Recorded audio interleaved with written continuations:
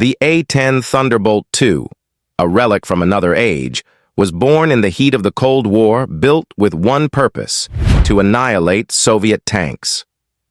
Over the decades, this legendary warplane has survived countless attempts to retire it, outlasting newer designs and proving its worth time and again.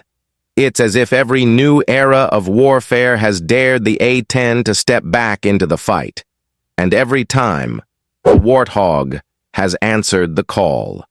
Now, in an age dominated by drones and digital warfare, the armored beast of the 1970s once again finds itself in the spotlight. The question is, can this battle-hardened machine transform into a drone hunter fit for the 21st century?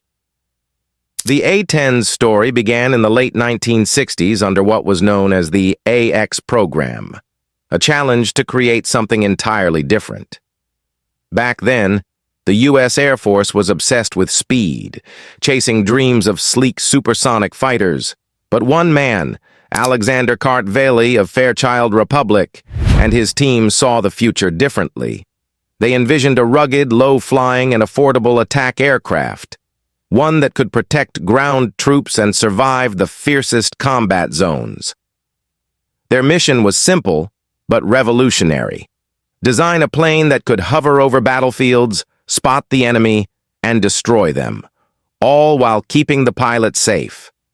Speed was sacrificed for strength, and from that decision emerged one of the most unusual yet most effective aircraft in history. The A-10 wasn't built by stylists. It was engineered by realists. Its pilot sits inside a titanium bathtub over 1.5 inches thick, armor strong enough to survive direct hits from 23mm armor-piercing rounds and even fragments from 57mm shells. This titanium shield, weighing over 1,200 pounds, about 5% of the aircraft's empty weight, wraps around the cockpit and flight control systems. To add even more protection, the interior is lined with multi-layer nylon anti-spall screens, while the windshield and canopy can shrug off small arms fire.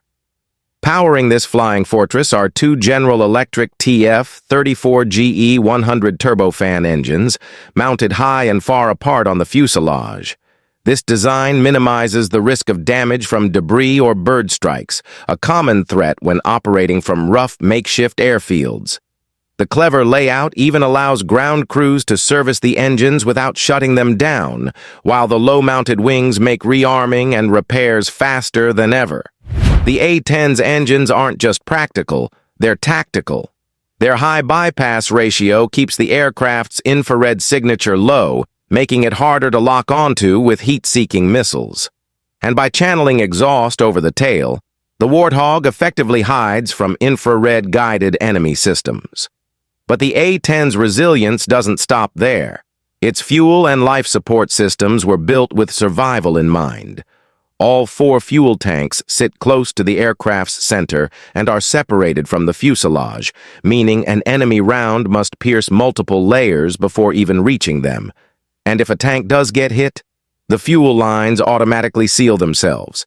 If the damage is too great, check valves isolate the affected tank, while polyurethane foam inside the tanks traps debris and minimizes leaks. Even the fuel system's components are placed inside the tanks to prevent a single malfunction from draining them. And after refueling, the system automatically purges itself, reducing fire risk to nearly zero. It's no wonder the A-10 earned its fearsome nickname, the Warthog, a machine built not for beauty, but for survival. An aircraft so durable, so battle-tested, that it keeps rewriting its own legacy, one mission at a time. Even if all those safety measures fail and the A-10 somehow catches fire, this beast still refuses to die. Its engines are separated from the rest of the airframe by reinforced firewalls and equipped with onboard fire suppression systems. And for those rare, unlucky pilots who lose all 4 fuel tanks, the engineers had a final trick: 2 self-sealing sumps with enough reserve fuel for nearly 230 miles of flight. In other words, even in the worst-case scenario, the Warthog is built to bring its pilot home. And honestly, what's the point of losing fuel tanks when the entire aircraft is designed to fly with just one engine, half a tail, one elevator, and even half a wing? That's not an exaggeration. It's been proven in battle. During the 2003 invasion of Iraq, Captain Kim "Killer Chick" Campbell put the A-10's legendary toughness to the ultimate test. While flying over Baghdad, her aircraft was shredded by enemy anti-aircraft fire, destroying its hydraulic systems. But Kim didn't eject. She switched to manual controls, wrestled the crippled jet for over an hour, and safely landed at Al Jaber Air Base. It was a moment that forever cemented the A-10's reputation as the most survivable aircraft ever built. When it comes to pilot protection, few machines in history even come close to the Warthog. But survivability isn't its only superpower. It also carries one of the most fearsome weapons ever mounted on an aircraft. Back in 1971, the U.S. Air Force launched a competition between General Electric and Philco Ford to design a gun worthy of the new AX program.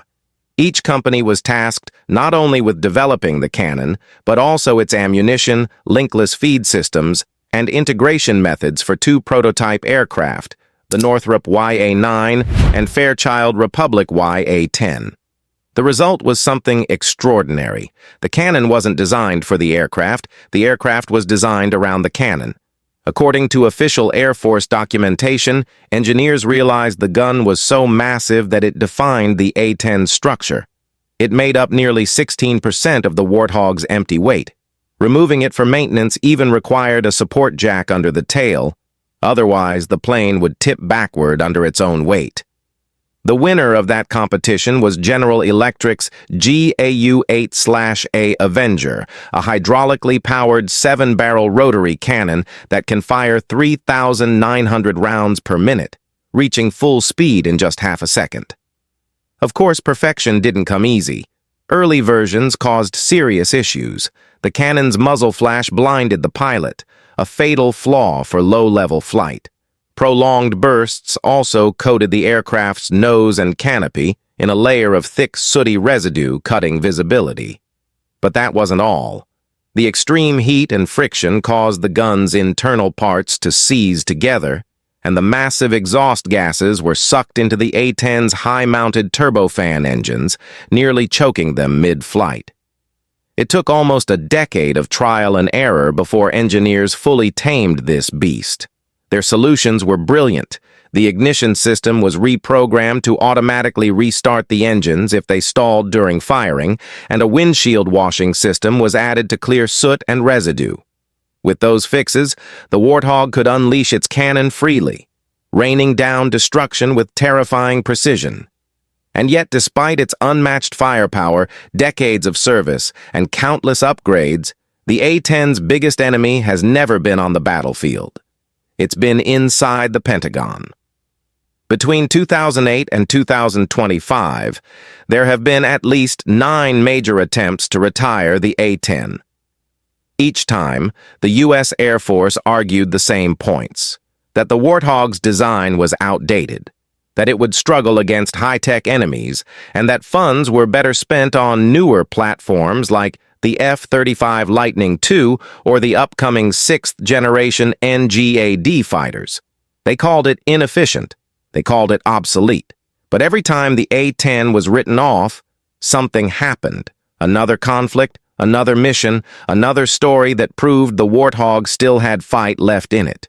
Because the A-10 Thunderbolt II isn't just a machine, it's a survivor, a war legend that simply refuses to die. Air Force leaders may want to retire the A-10, but their arguments keep clashing with Congress and other branches, who warn of a dangerous gap in close air support if the Warthog disappears too quickly. Congress kept the A-10 flying for years, but real retirements only began in 2023. By early 2024, 218 remained, and 39 were retired that December. The surviving Warthogs got big upgrades: Suite 11, HRDS, 3D audio, jam-resistant GPS, AR-210 radios, and can now carry GBU-39BS-DBS. The A-10 also joined the APKWS program, giving it low-cost, precision options for killing drones, about $25,000 per unit versus hundreds of thousands for typical missiles. With long loiter time, low-altitude agility, and heavy payloads, the A-10 could be a very effective drone hunter, if it's kept long enough to prove it. What do you think? Could the A-10, upgraded and cheaper to arm, become the ultimate drone killer?